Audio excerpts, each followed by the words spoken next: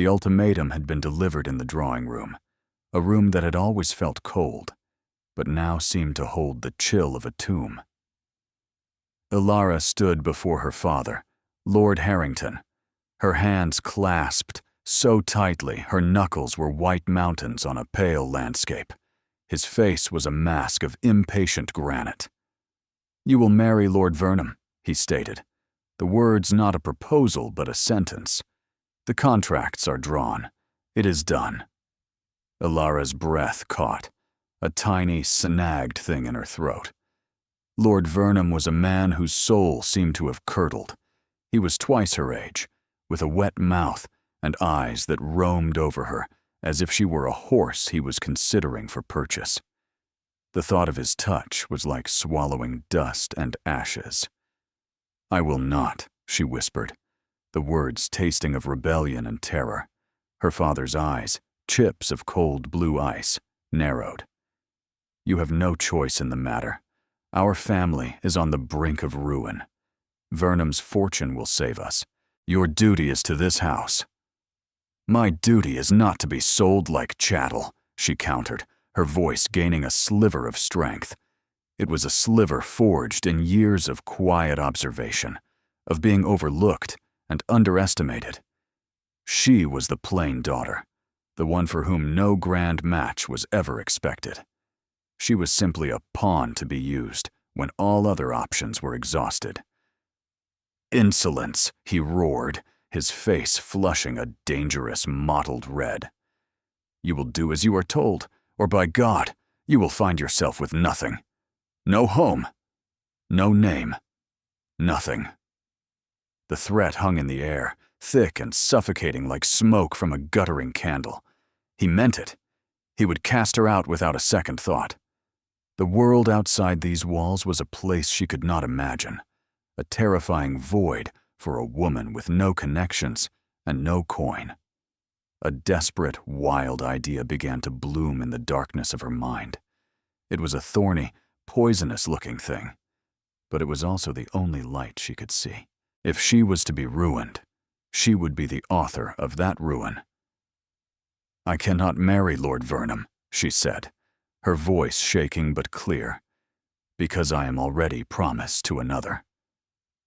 The lie was a living thing, leaping from her tongue before she could fully comprehend its weight. It felt like stepping off a cliff, the ground vanishing from beneath her feet. Her father stared, his rage momentarily replaced by stunned disbelief. "Promised? To whom? No one has approached me. You have not left this estate in months." Panic seized her. She needed a name, a person, someone so utterly unacceptable that it would make this entire farce explode. Her mind raced, sifting through the faces of the staff, the tenants, the delivery boys. It landed on a man she had seen only in passing, a man who worked in the stables. He was a quiet, brooding presence, new to the estate. He moved with a strange, contained grace that seemed at odds with the mucking out of stalls. He had eyes the color of a winter sea and a mouth that looked as if it had never formed a smile. He was the lowest of the low, a man with no name, no prospects, nothing. The perfect weapon. "The stable hand," she said, the words falling like stones into the horrified silence. "His name is Reese." Her father's face went from red to a ghastly, bloodless white. For a moment, she thought he might strike her. He looked at her as if she were a viper he had warmed at his hearth, now turning to bite him. The disgust in his eyes was a physical blow. "You would shame this family. You would throw yourself away on a groom," he hissed, his voice trembling with a fury so profound it was almost silent. "I would do anything to avoid a life with that man," she shot back, gesturing vaguely towards the world that held Lord Vernham. A terrible, cunning light entered her father's eyes. He saw her gambit, her desperate play for time, and he decided to call her bluff in the cruelest way imaginable. "Very well," he said, his voice smooth and cold as a river stone. You have made your choice. You will marry your stable boy. You will have him, and you will have nothing else. I will see you wed before the sun sets, and then you will be gone from this house forever." He thought she would break. He expected her to fall to her knees, to beg, to recant. He saw this as the ultimate punishment, to grant her foolish wish and watch her live with the consequences. But the part of her that had been slowly dying, the part that had been crushed under the weight of duty and expectation, felt a sudden, shocking surge of freedom. The cliff edge had been chosen for her, but she would control the fall. "As you wish, Father," she said, her chin held high, though her heart hammered against her ribs like a trapped bird. He did not wait. He strode from the room, bellowing for the steward. Alara was left standing in the sudden, deafening silence, the echo of her own catastrophic decision ringing in her ears. She had just signed her own death warrant, or perhaps, for the very first time, her own declaration of independence. They found him in the north stables, currying a large black stallion that dwarfed him in size, but seemed to bend to his quiet command. Alara was marched there by 2 footmen, her father following like a storm cloud. The man, Reese, did not look up immediately. He finished his task with a slow, deliberate stroke of the brush. When he finally turned, his expression was unreadable. His eyes, those winter sea eyes, flickered from her father's apoplectic face to her own, pale and resolved. "My daughter informs me she has promised herself to you," Lord Harrington spat, the words dripping with venom. The stable boy's gaze rested on Alara. There was no surprise in it, no confusion, only a calm, unnerving watchfulness. He looked at her as if he were reading a page of a book he already knew well. He did not smile. He did not speak. "Is this true?" her father demanded, his voice cracking. Reese gave a slow, almost imperceptible nod. His gaze did not leave hers. It was as if he were asking a question only she could understand. "Are you certain?" She met his stare and nodded back, a single sharp motion. "I am." "Then you will have her father declared, a triumphant, cruel sneer twisting his lips. "You will marry her today, and you will take her from my sight. You will receive no dowry, no land, no favor. You will have the clothes on your back and the woman who has ruined herself for you. Is that understood?"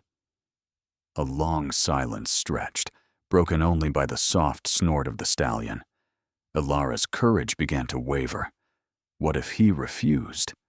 What if he laughed in her face, exposing her lie and leaving her to the full, unmitigated wrath of her father? She was placing her entire future in the hands of a man she did not know, a man who smelled of hay and leather and secrets. "It is understood," Reese said. His voice was deeper than she had expected, rough like gravel, but with a strange, underlying resonance. It held no emotion, no joy, no anger, no fear. It was the voice of a man agreeing to the terms of a contract, and so it was done. A bewildered village vicar was summoned to the small, dusty chapel on the estate grounds. Alara wore the same day dress she had put on that morning, a simple gray muslin that now felt like a shroud. Her groom wore his work clothes, though he had washed his hands and face. The ceremony was a blur of mumbled words and disapproving glares. Her father stood as a witness, his presence a monument to her disgrace. The only other person present was the estate's elderly housekeeper, Mrs. Gable, who watched with an expression of profound pity. When the vicar pronounced them man and wife, there was no kiss. There was no celebration. There was only a heavy, oppressive silence. Reese simply took her elbow, his touch firm and impersonal, and led her from the chapel. He did not look back. Outside, a simple cart was waiting, a single horse harnessed to it. A small bundle, her few personal effects that Mrs. Gable had hastily packed, was tossed in the back. "Where are we going?" she asked, her voice small. "Away," he replied, his tone giving nothing away. He helped her onto the hard wooden seat of the cart, his movements efficient and detached. He was not unkind, but he was not kind either. He was like a force of nature, a river current that was simply moving in its determined direction, and she was a piece of driftwood caught in its flow. Paragraph. As the cart rumbled down the long drive, away from the only home she had ever known, Ilara risked a glance back. The great house stood proud and indifferent, its windows like vacant eyes. Her father was not there to see her go. She was already forgotten. She turned to look at the man beside her, her husband. His profile was stark against the fading light, his jaw set, his eyes on the road ahead. He had not spoken another word. She had traded one cage for another, but this one was a mystery. She had no idea if its bars were made of iron or of air. The journey was long and silent. The sun bled across the sky, its colors fading from bruised purple to a deep, star-pricked indigo. The air grew cold. He offered her a rough woolen blanket from the back of the cart, his gesture perfunctory. She wrapped it around her shoulders, the scent of wool and horse clinging to it. It was a smell of honest labor, so different from the cloying perfumes of her father's house.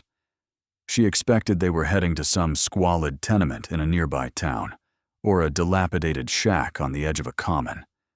She braced herself for poverty, for filth, for the grim reality of the life she had chosen.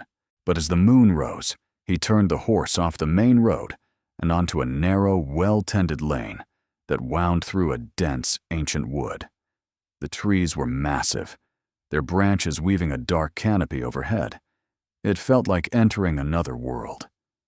After some time, the woods opened up to reveal a small stone cottage nestled in a clearing. A plume of smoke rose from its chimney, a welcoming beacon in the night. It was small, but it was not a hovel. It was tidy, with climbing roses clinging to the walls and a neat patch of garden to the side. It looked like something from a storybook. He brought the cart to a halt and jumped down. He came around to her side, his face shadowed by the moonlight. "This is it," he said. It was not an apology, nor was it a boast. It was a simple statement of fact. He helped her down, his hand strong and calloused around her waist. For a fleeting moment, she felt the solid muscle of his arms, the sheer physical power he held in check. It was a different kind of power than her father's, which was built on money and titles. This was something more fundamental, more real. Inside, the cottage was sparse but immaculately clean. A fire crackled in the hearth, casting a warm, dancing light over the simple wooden furniture. A table was set for one with a loaf of bread, a wedge of cheese, and a pitcher of milk. He gestured towards it. "You should eat." "And you?" she asked, her voice barely a whisper. "I have duties," he said, turning away. He pointed to a narrow door. "That is your room. I will sleep in the loft." And with that, he was gone, vanishing out the front door and back into the night, leaving her alone in the strange, silent house. She stood frozen in the middle of the room, the warmth of the fire a stark contrast to the icy knot of fear and confusion in her stomach. He had not called her by her name. He had not looked at her as a wife. He had treated her like a piece of cargo he was responsible for delivering. The coldness she had sensed in him at the stables was not an illusion. It was a wall, high and thick, and made of something she could not comprehend. In her desperate act of defiance, she had bound herself to a man as remote and unknowable as the moon. The days that followed fell into a strange, silent rhythm. Reese, she could only think of him by that name, rose before dawn and returned long after dusk. He was, as she had believed, a worker. He spent his days on the vast, sprawling estate that bordered their cottage, the one whose forbidding stone walls could be seen through the trees. Blackwood Manor, the locals called it. It was the seat of a reclusive and powerful duke, a man no one ever saw. Her husband worked for this unseen duke, and he worked hard. He returned each night covered in a layer of dirt and exhaustion, his movements weary but still precise. He would eat a simple meal in silence, his gaze fixed on the fire or on some point in the middle distance. He never spoke of his day. He never asked about hers. They were two ghosts haunting the same small space. The cottage had 2 rooms, the main living area with its hearth, and the small bedroom that he had given her. He slept on a pallet in the cramped loft above, his presence a weight she felt even through the floorboards. They lived as strangers, separated by a chasm of silence and his unyielding emotional distance. At first, Ilara was paralyzed by the emptiness of her new life. She had been stripped of her status, her family, her future. She was nothing. But as the days turned into a week, and then 2, a slow, quiet resilience began to take root in her soul. She had been raised to be an ornament, but she had always been an observer. She had watched the cooks, the maids, the gardeners.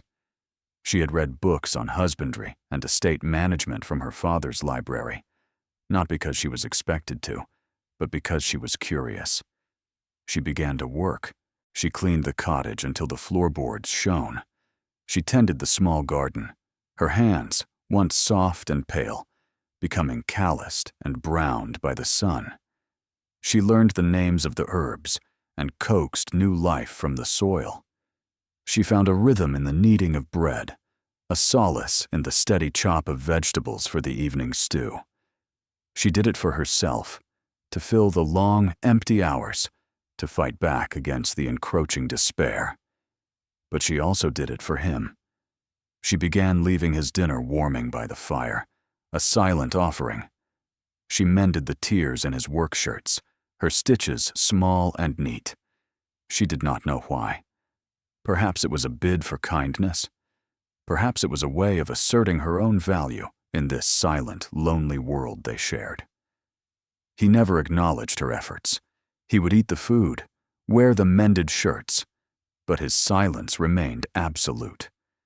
It was a silence that felt like a judgment, a constant reminder of the gulf between them. He had agreed to this marriage, but he clearly wanted no part of her. She was a burden he had been forced to shoulder, and he was bearing it with a stoic, resentful grace. One evening, he came home later than usual. A storm was brewing, the sky the color of a fresh bruise. He was limping, a dark stain of blood seeping through his trouser leg just above the knee. She gasped, moving towards him instinctively. "You are hurt." He waved her away, his face a mask of pain and annoyance. "It is nothing." He tried to walk past her, but his leg buckled. He braced himself against the wall, his breath hissing through his teeth. "Let me help you," she insisted, her voice firm. This was not the timid girl from the drawing room. This was a woman who had found a core of steel within herself. He looked at her, his winter sea eyes clouded with pain and something else, surprise. He seemed to see her for the first time not as a disgraced lady, but as a person. After a long moment, he gave a curt, reluctant nod. She helped him to a chair by the fire. With trembling hands, she took a knife and carefully cut away the fabric of his trousers. The gash was deep and jagged, bleeding sluggishly. It was a wound that needed stitches. "I need hot water, clean cloths, and the sewing kit from my room," she said, her voice taking on a command she didn't know she possessed. He watched her, his expression unreadable, as she moved with swift efficiency. She cleaned the wound with a focus that bordered on ferocious, her touch gentle but sure. She threaded a needle with steady fingers. "This will hurt," she warned. "I have endured worse," he said, his voice a low rasp. As she worked, her head bent low over his knee, she was acutely aware of his stillness, of the warmth radiating from his skin.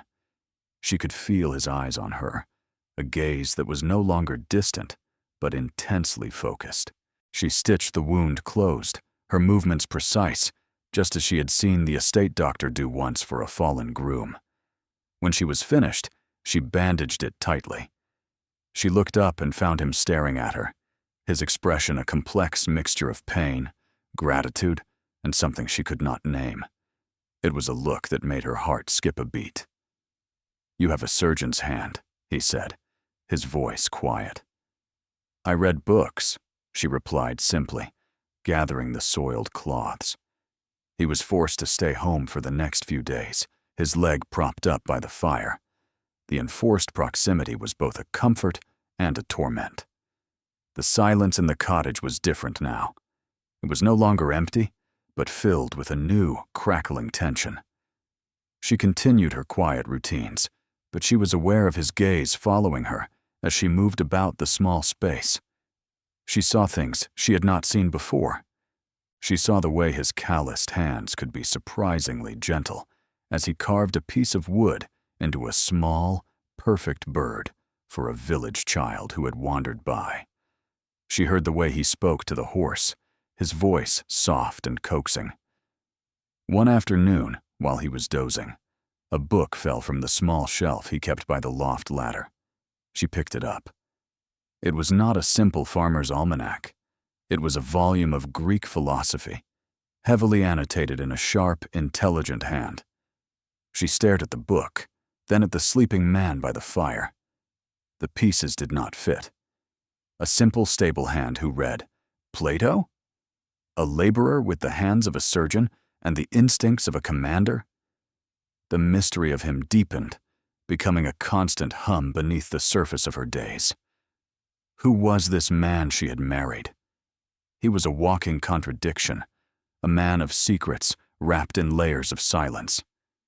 She found herself watching him, not with fear, but with a burgeoning, dangerous curiosity.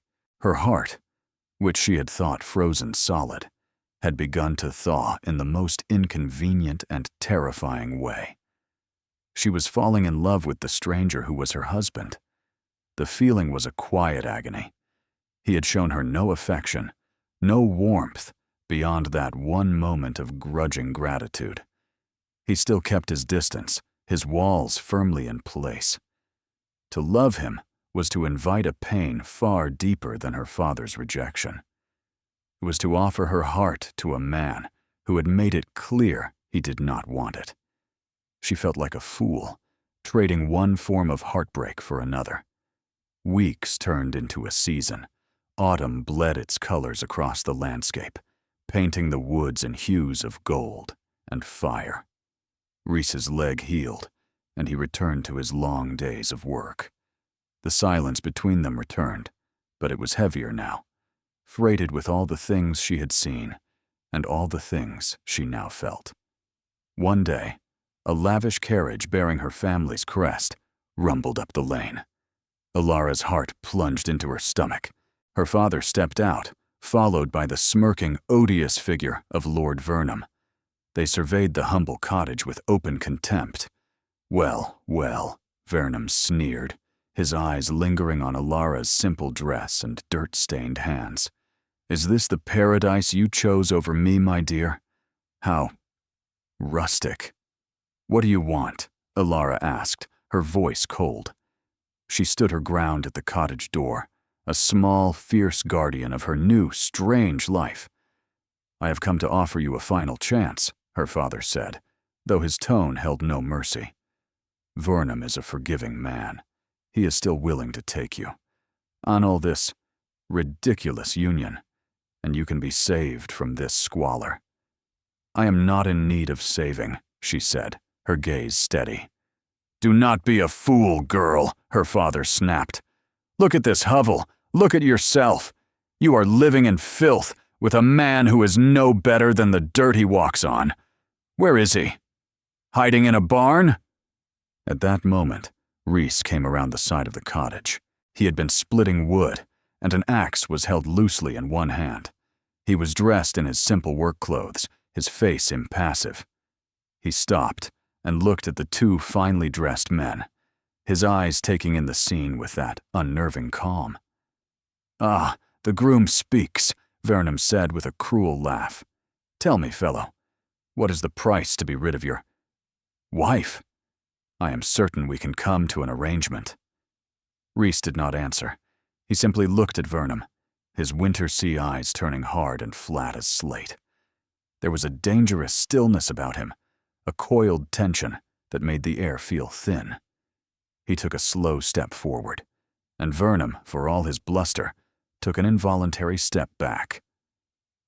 "You will leave this place," Rhys said, his voice low and quiet, yet it carried an authority that cut through the air like a blade.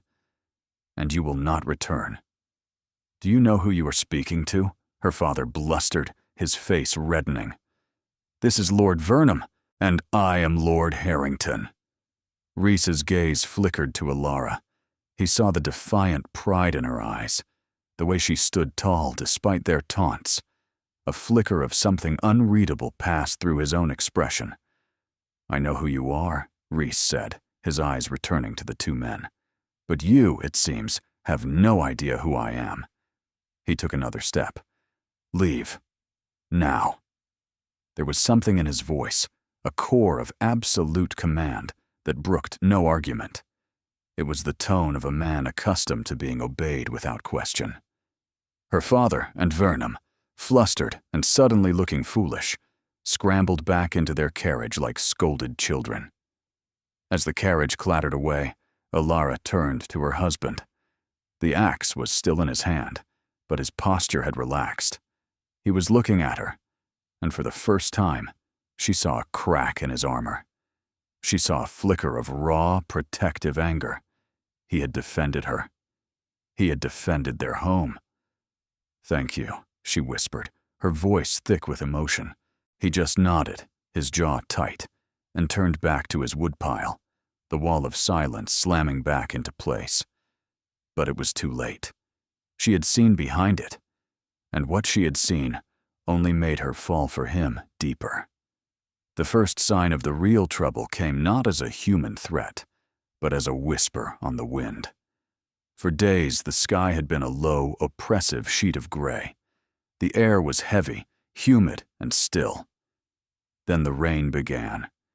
It was not a gentle shower, but a relentless, driving downpour that turned the garden to mud and the lane into a shallow river. It rained for 3 days without pause. The small stream that ran near the cottage swelled into a churning, angry torrent. Rhys spent his days out in the deluge, returning soaked to the bone, his face etched with a grim concern he did not voice. He was no longer just working. He was fortifying, directing other estate workers with a quiet, urgent authority. On the 4th night, the storm intensified. The wind howled like a hungry wolf, rattling the window panes and threatening to tear the shingles from the roof. The sound of the river was a constant, menacing roar. Suddenly, there was a frantic pounding on the door. Rhys wrenched it open to reveal a young man, an estate worker, his face pale with terror. "It's the old dam," the man shouted over the gale. "At the North Reservoir. The water is coming over the top. If it breaks, the entire lower village will be gone." Without a word, Rhys grabbed a heavy oilskin coat. His movements were electric, charged with an energy Alara had never seen. The weary laborer was gone, replaced by a man of purpose and command. "Stay inside."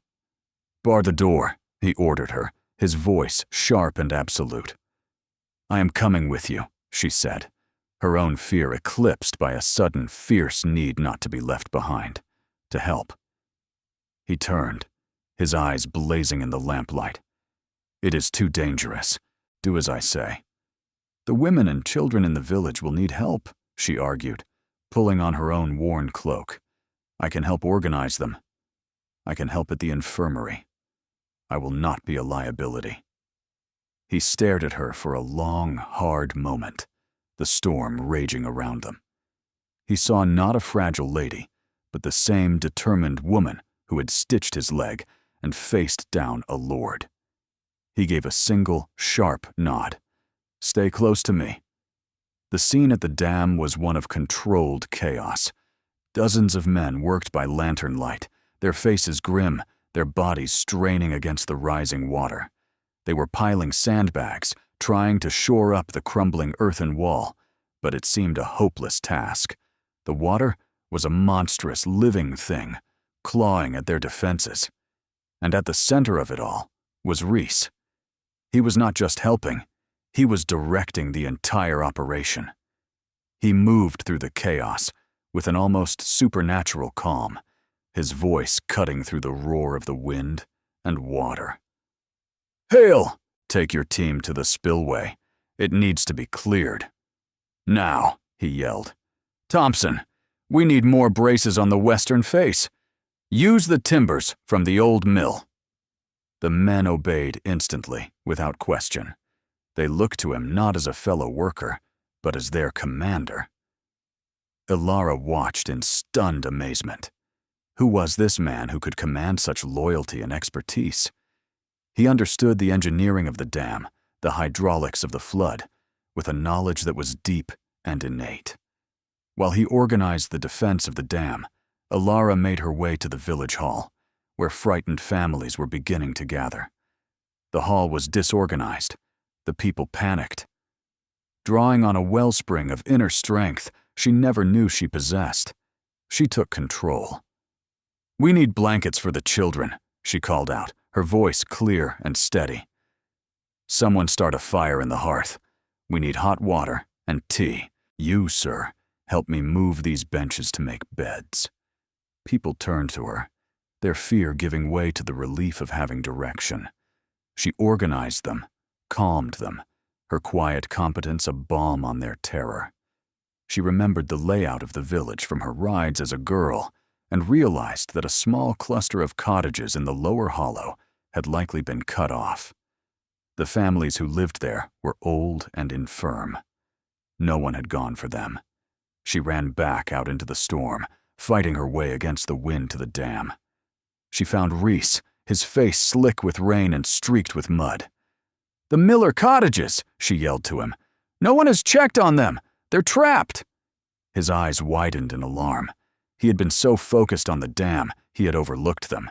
He grabbed the arm of a man nearby, a man who looked like a manager or a steward. "Mr. Davies, I need a team of your strongest men." "Now," Reese commanded. The steward, a man who had always treated Ilara with polite condescension, now stared at her with newfound respect. "Right away, Your Grace," he said, hurrying off. The world stopped. The roar of the storm, the shouts of the men, it all faded into a dull hum. Your Grace.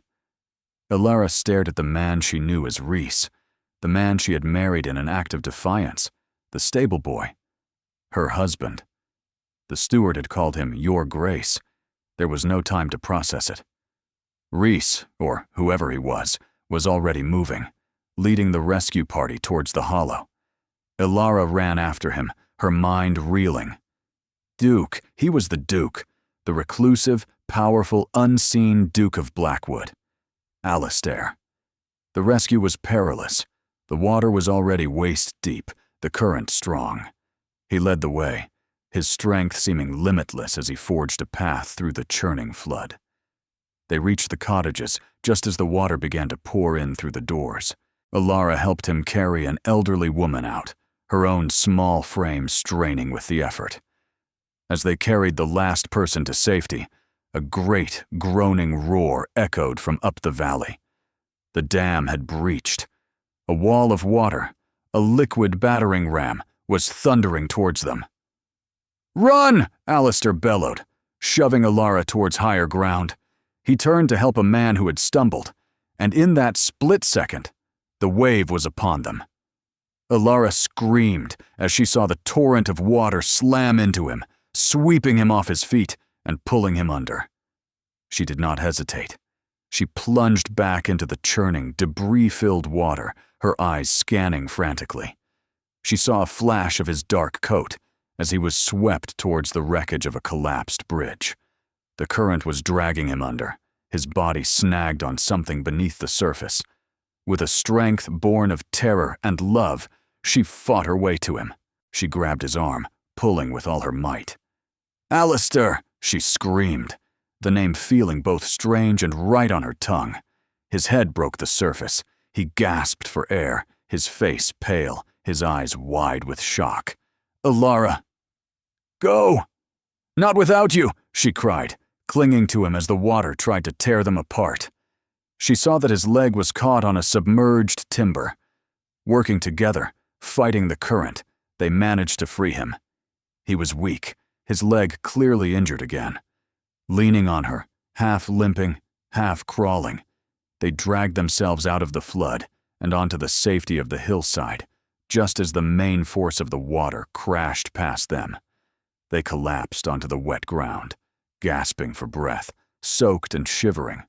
The storm began to recede, its fury spent. In the gray, watery light of dawn, they were surrounded by the devastation of the flood, but they were alive. He turned to her, his face a mess of mud and exhaustion. The mask of the cold stable boy was gone. The imperious facade of the Duke was gone. All that was left was the man, Alistair, looking at her with an expression of raw, unguarded awe. "You saved my life," he said, his voice hoarse with disbelief. "You are my husband," she replied, the simple words holding the weight of everything that had happened between them. The truth, now that it was out, lay between them, as vast and altered as the flooded landscape. He was Alistair, the Duke of Blackwood, the man who owned everything as far as the eye could see, the man who had hidden himself as a common laborer on his own lands. In the chaotic aftermath, as the estate began to recover, he took her not back to the cottage, but to the main house, Blackwood Manor. It was a place of imposing gray stone and echoing halls, a fortress built to keep the world out. The staff bowed and curtsied, their eyes wide with shock and curiosity, as the Duke entered, leaning on the arm of the woman they had all assumed was a stable boy's wife. He led her to a vast drawing room, its grand furniture covered in white dust cloths. He collapsed into a chair, his face pale with pain and exhaustion. His injured leg was propped on a footstool, a grim echo of the first time she had tended to him. "You have questions," he stated, his voice quiet. It was not the cold tone of Rhys, but the weary voice of Alistair. "One or two," she said, her own voice tight with a storm of conflicting emotions. Hurt, anger, confusion, and underneath it all, a stubborn, unyielding love. "Why?" He looked away from her, his gaze fixed on the rain-streaked windows. "My father, the old Duke, was a tyrant. He ruled this estate with fear. My older brother was his favorite, a man just like him. They bled the land and the people dry. When they both died in a riding accident 2 years ago, I inherited everything. The title, the debts, the corruption." He paused, his hands clenching into fists. "I found treason in my own house. My stewards were stealing. My managers were abusing the tenants. I could not trust anyone. So I became no one. I became Rhys, a stable hand, to see my own home with clear eyes, to learn who was loyal and who was a viper." "And me?" she asked, her voice trembling. "What was I in your plan? An inconvenience?" He finally met her gaze, and she saw a profound shame in his eyes, a regret so deep it seemed to physically pain him. "You were a complication I never anticipated," he admitted. "When your father cornered me in that stable, I saw a woman trapped, just as I was. Your defiance. It was the most courageous thing I had ever seen. Agreeing to marry you was an impulse, a reckless, selfish impulse. I thought I could give you a safe harbor, a quiet place to live while I sorted out my own affairs. And then I would release you, give you an annulment and a fortune, and you would be free." The words were like stones hitting her. He had never intended for them to be truly married. She was just another problem to be managed. "You should have told me," she whispered, the hurt a sharp ache in her chest. You let me believe I had married a poor man. You let me live in that cottage, thinking I was a burden to you. I know, he said, his voice rough with emotion. And I was a fool, a proud, blind fool. I was so caught up in my own deception that I couldn't see the truth right in front of me. I watched you. I watched you bring life to that cottage. I watched you face down your father with more courage than any man I know. I watched you tend to my injuries with a skill and kindness I did not deserve. He leaned forward, his eyes pleading. Ilara, I saw you.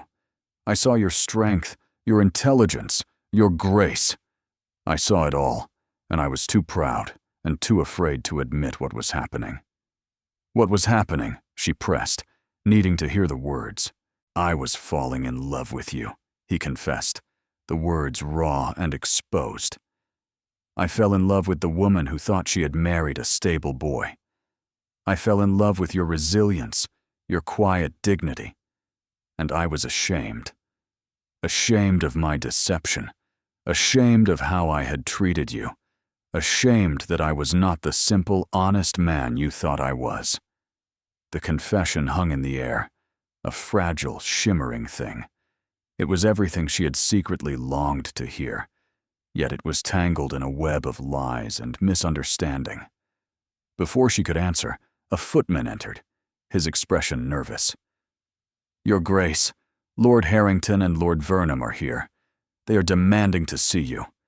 They claim their business is urgent. A cold, hard light entered Alistair's eyes. Show them in. Her father and Vernon strode into the room, their arrogance returning now that they were on familiar ground in the house of a duke. They stopped short when they saw Ilara standing by the hearth. They had not yet seen Alistair, who was partially hidden by the high back of his chair. What is she doing here? Her father demanded, pointing a finger at Ilara. Has she come to beg the Duke for scraps, now that her stable boy has been washed away? I hear the dam broke, Vernon added, with a malicious smirk. A pity about the lower classes. But it does clear out the riffraff. Perhaps her husband was among them. My husband is right here, Ilara said, her voice ringing with cold fury. Alistair slowly, painfully, rose from his chair. He stood to his full height, leaning on a cane the footman had provided. He turned to face them. The color drained from their faces. Her father's mouth opened and closed like a gasping fish. Vernon looked as if he had seen a ghost. They stared at the man they had mocked, the groom they had tried to bribe, now standing before them as the master of the house, the Duke of Blackwood. You, her father whispered, his voice a strangled sound. Me, Alistair said, his voice dangerously soft. You came into my home. You insulted my wife. You stood on my land, and you presumed to lecture me. He took a deliberate step forward, the tap of his cane on the marble floor echoing in the cavernous room. I am aware of your debts, Lord Harrington, all of them. In fact, as of this morning, I own them. You will find your situation precarious. He then turned his glacial gaze on Vernon. And you, if you ever come near my wife again, if you even speak her name, I will personally see you ruined in every conceivable way. You will have nothing left but the mud on your boots. Now get out of my house, both of you. They didn't need to be told twice. They stumbled backwards, their faces masks of terror and humiliation, and practically fled from the room. The silence they left behind was profound. The last vestiges of Ilara's old life, of her shame and powerlessness, had been swept away with them. Alistair turned back to her, his expression softening, the hard anger dissolving into a vulnerable plea. Ilara. He closed the distance between them, ignoring the pain in his leg. He stood before her, not as a duke, not as a stable boy, but as a man laid bare. I was wrong, he said, his voice thick with unshed tears. Everything I did out of a misguided sense of duty and pride.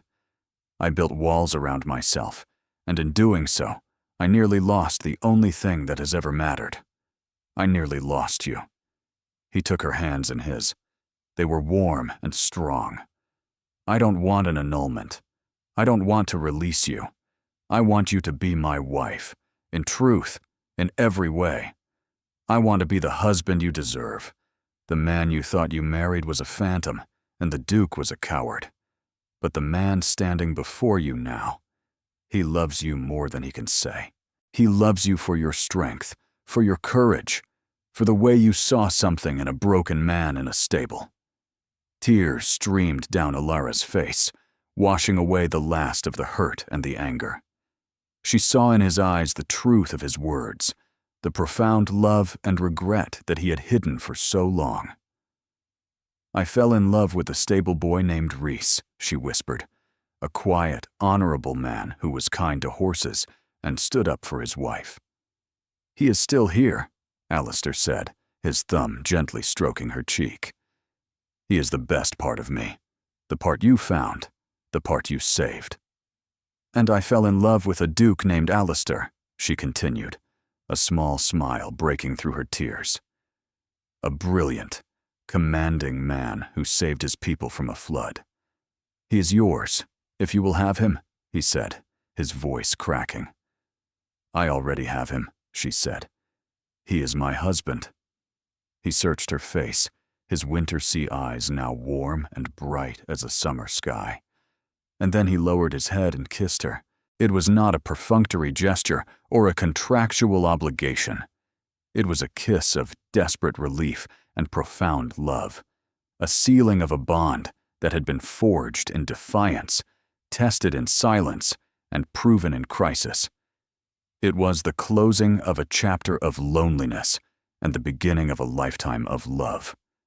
Months later, Alara stood on the grand terrace of Blackwood Manor, looking out over the healed and thriving lands. The sun was warm on her face. Alistair came up behind her, wrapping his arms around her waist and resting his chin on her shoulder. The cold, distant man was gone forever, replaced by a husband whose love was a constant, warm presence. "What are you thinking about?" he murmured into her hair. "I was just thinking," she said, leaning back against him, "that it was the best decision I ever made." "Running away from Lord Vernon?" he asked, a hint of laughter in his voice. "No," she said, turning in his arms to face him. She smiled, a real, radiant smile that reached her eyes. "Marrying the stable boy." He laughed, a rich, full sound that echoed across the terrace, a sound of pure joy. It was a sound she had never heard from Rhys, but one she now heard every day from Alistair. He pulled her close, and in the circle of his arms, she was finally, truly home.